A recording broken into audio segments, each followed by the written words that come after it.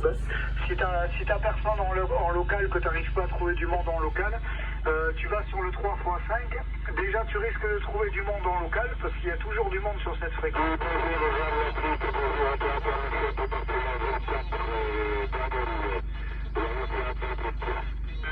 En USB, hein, parce que l'USB, c'est quand même le mode de modulation adéquat pour faire vraiment des longues distances, quoi. Oui, oui. D'ailleurs, je me suis fait, j'ai trouvé un tableau des fréquences sur Google, et du coup, j'ai toutes les fréquences là sur un tableau.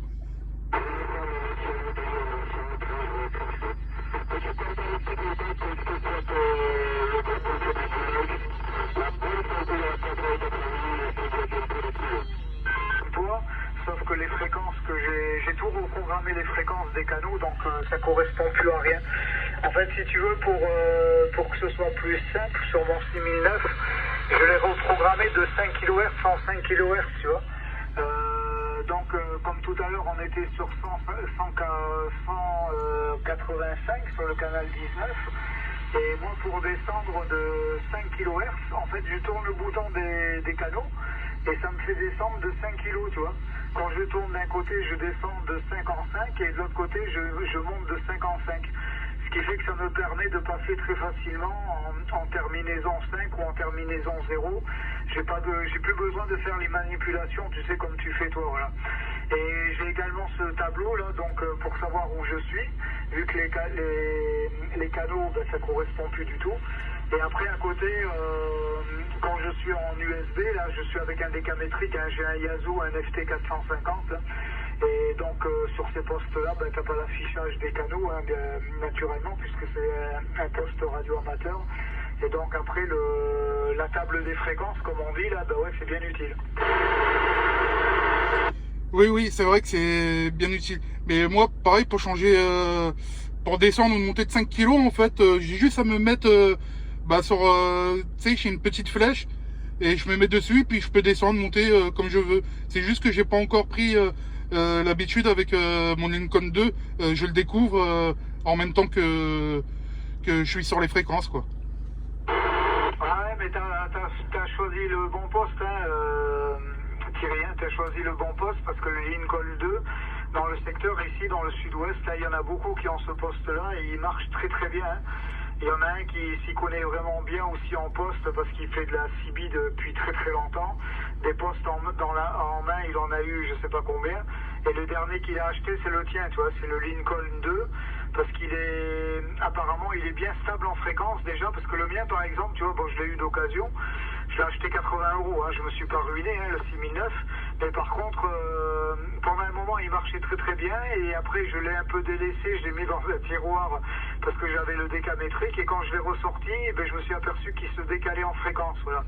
Et le Lincoln 2, pour l'instant, il est réputé pour être bien stable en fréquence.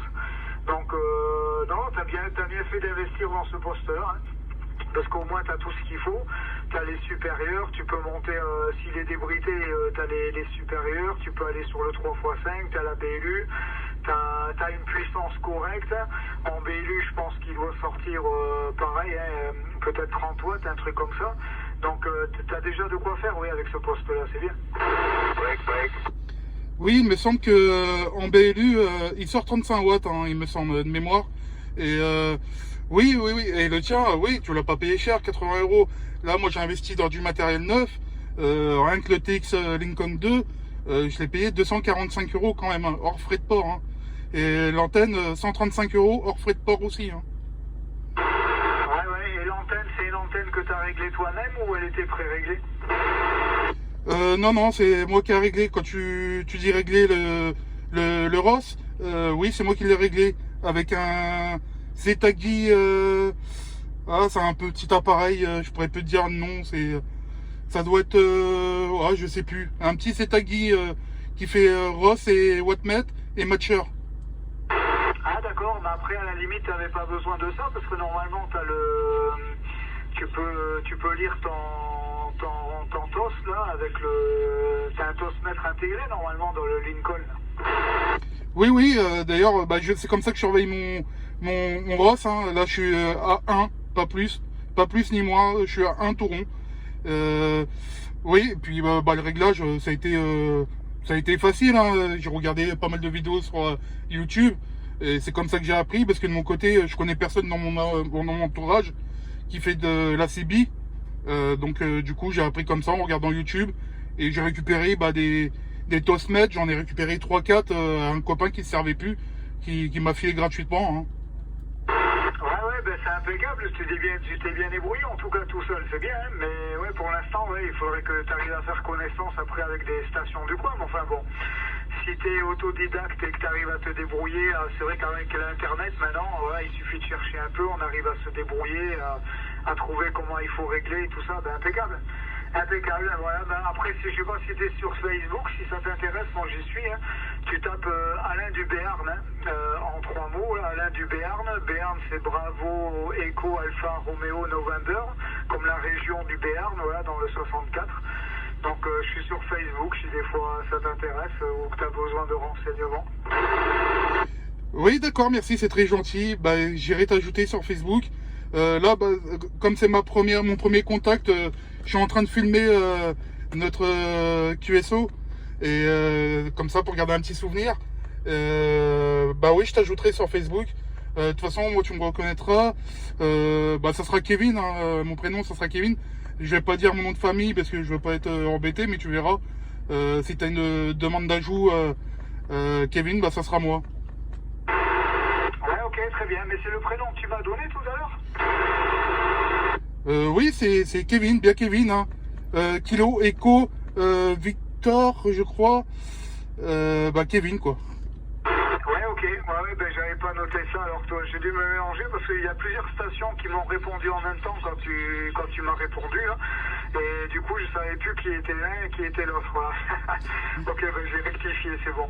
Bon, impeccable. En tout cas, j'ai regardé la distance. Voilà, pour ton tout premier contact jusque chez moi, il y a de Damien jusque chez moi, il y a 730 km. Ah oui, tout à fait. C'est pas mal, hein, 700 km. Je suis content quand même. Hein. En plus, comme je te disais, je te reçois 5 sur 5. Il n'y a aucun problème là-dessus. Et je voulais te demander, tu pourrais me redire ton indicatif, puis ton QRZ, je crois que c'est comme ça qu'on dit, pour m'en souvenir.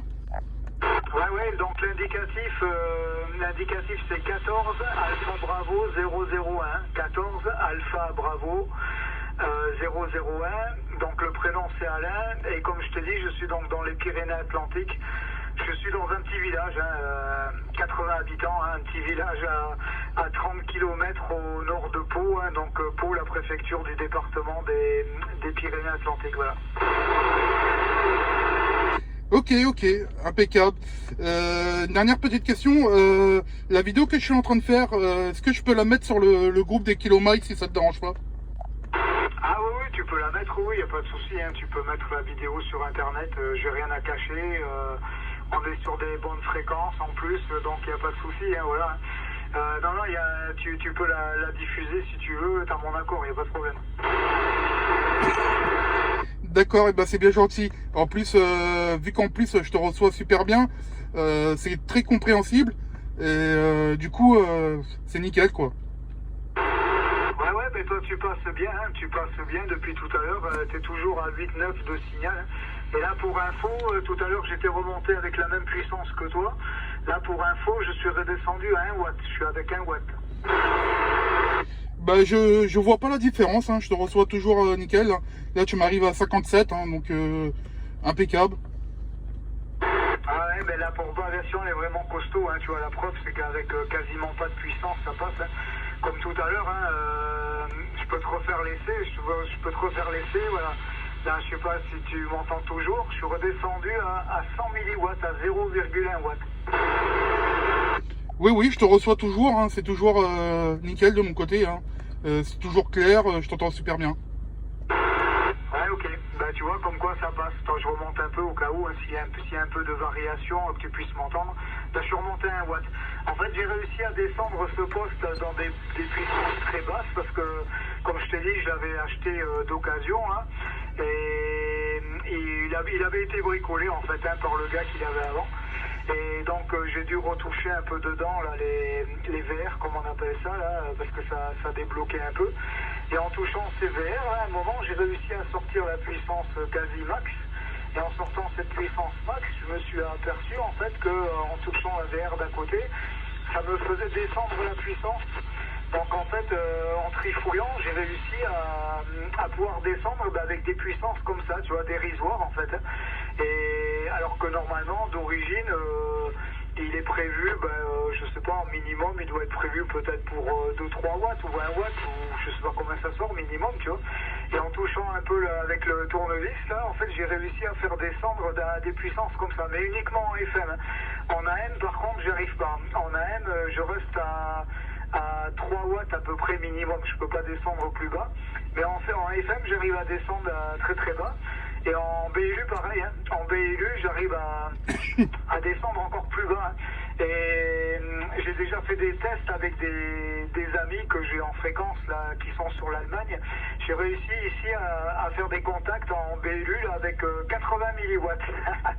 80 milliwatts, j'avais l'Allemagne. Ah oui, tu descends vraiment bas, hein, c'est vraiment incroyable. Hein. Et puis ça peut être un avantage aussi quand tu rentres dans un Alpha Lima pour dire de pas rentrer trop fort non plus dedans. Voilà, c'est intéressant quoi. Ah oui, après oui, il faut faire attention quand tu as un ampli et tout ça, mais après bon, quand tu as un poste comme le tien, la puissance minimum que tu as, normalement c'est bon, hein, ça peut pas engendrer de problème, hein, ça descend suffisamment pour attaquer des amplis. Hein. Mais après voilà, cette manip là, j'ai réussi à la faire vraiment que en AM, j'ai pas réussi. Bon après j'ai pas trop cherché non plus l'AM, j'avais réglé vite fait, mais en FM, ouais, c'est impressionnant. Et jamais j'aurais pensé, tu vois, que j'arrivais à faire des contacts comme ça aussi bas.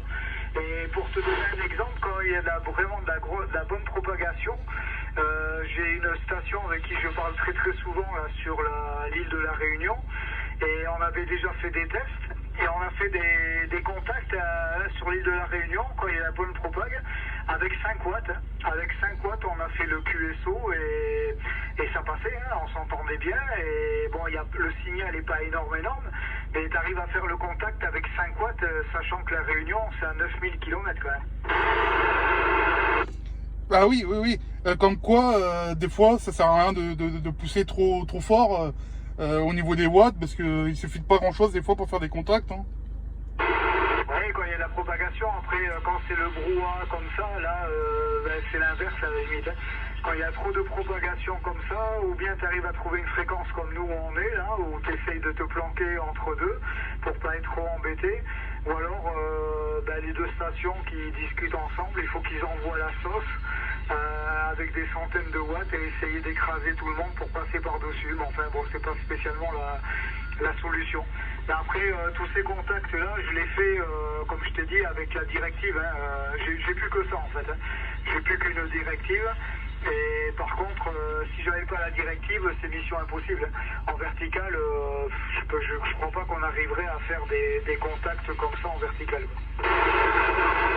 Ah d'accord, ok. Et oui, j'allais dire, du coup, tu fais pas de mobile, toi? Non, je fais pas de mobile, là.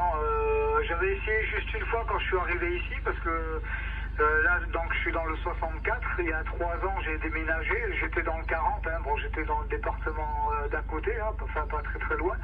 J'étais du côté de Biscarrosse, en dessous du bassin d'Arcachon. Et quand je suis arrivé ici, c'est là où j'ai commencé en fait à me remettre à la CB. Hein. C'est là où j'ai acheté ce poste en question. Hein. Et puis j'ai commencé à la maison avec une antenne que j'avais achetée au gars. Une antenne magnétique, là, une antenne de voiture, un peu comme toi, je sais pas à quoi elle ressemble la tienne. Et j'ai commencé comme ça à la maison, et l'antenne, elle était aimantée sur un escabeau métallique, tu vois. J'ai commencé comme ça, avec le câble qui passait par la fenêtre du bureau et qui allait jusqu'au TX, voilà. J'ai commencé comme ça. Et bon, une fois ou deux, j'ai essayé au-dessus de mon village, là, comme c'est mieux dégagé. J'ai essayé pour voir ce que ça donnait, mais après, bon... c'est vrai qu'après, t'es bien au chaud, surtout avec les temps qu'on a en ce moment. T'es bien au chaud chez toi, à la maison, et pour moi, c'est plus agréable, quoi. Oui, je comprends tout à fait. Hein. Mais je trouve l'avantage d'être en mobile aussi, c'est qu'on peut se déplacer pour essayer de capter un peu plus au niveau des fréquences, tout ça. Et bon après, moi je débute, hein, comme je t'ai dit. Pour l'instant, je vais me contenter du mobile et on verra d'ici 1 an ou 2 quand je me serai fait la main pour voir un peu si je me mets en fixe ou pas aussi. Ah oui, oui, non, mais le mobile c'est bien aussi, il n'y a pas de souci. Hein. Le mobile c'est très agréable hein, parce que déjà ça te permet de prendre l'air. C'est vrai que ceux que je connais ici, ça leur permet justement de sortir de chez eux. Et sur sa page, ils étudient un peu la topographie là dans le coin pour voir s'il y a de l'altitude. Et puis ils s'en vont dans des endroits comme ça. Et puis après en mobile, comme je te disais, on est super compact après.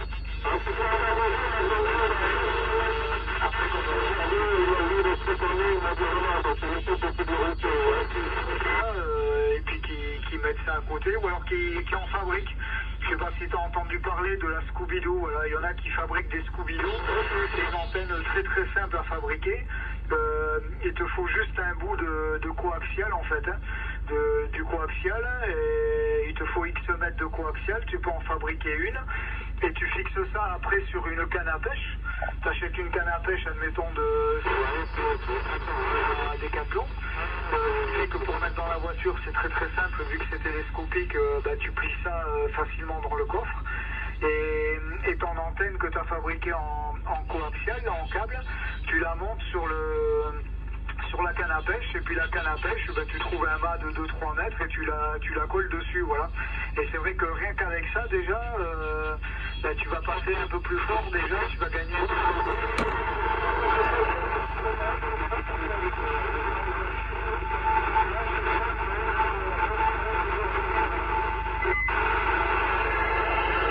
Ouais, Kevin? Oui, je suis là. Je t'ai reçu, mais sur la fin, je sais pas, il y a quelqu'un qui est passé comme un boulet de canon, là, j'ai pas tout compris. Ah ok, attends, j'ai remis